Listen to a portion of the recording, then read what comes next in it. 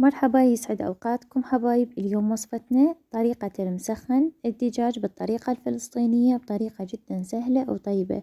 يعني هاي الوصفة جربوها مرة وراح تاكلوها 1000 مرة قد ما هي طيبة وما ينشبع من طعمها.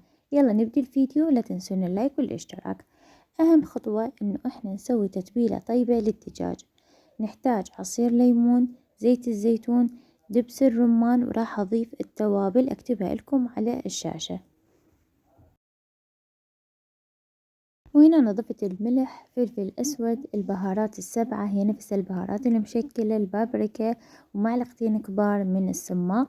تتميز هاي الأكلة بإضافة السماق وزيت الزيتون. راح نخلط هاي الصلصة اللي سويناها ونخليها على الدجاجة.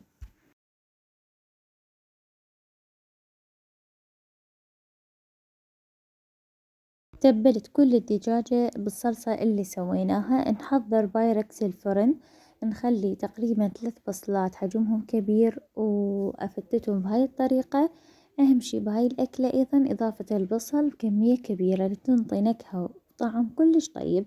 طبعا راح أتبله بمعلقة كبيرة من السماق وزيت الزيتون وأيضا رشة ملح. طبعا هم يضيفون كمية كبيرة من زيت الزيتون، أنا حبيت أقلل كمية الزيت الزيتون شوية تكون أكثر صحية، وهاي حسب الرغبة.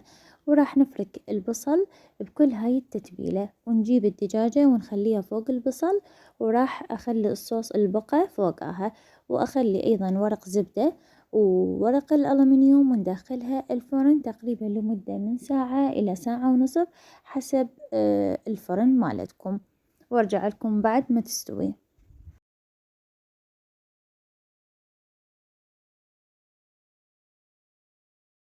وهاي الدجاجة صارت جاهزة مثل ما تشوفون، ماخذة اللون وتحميرة كلش طيبة ولون مميز.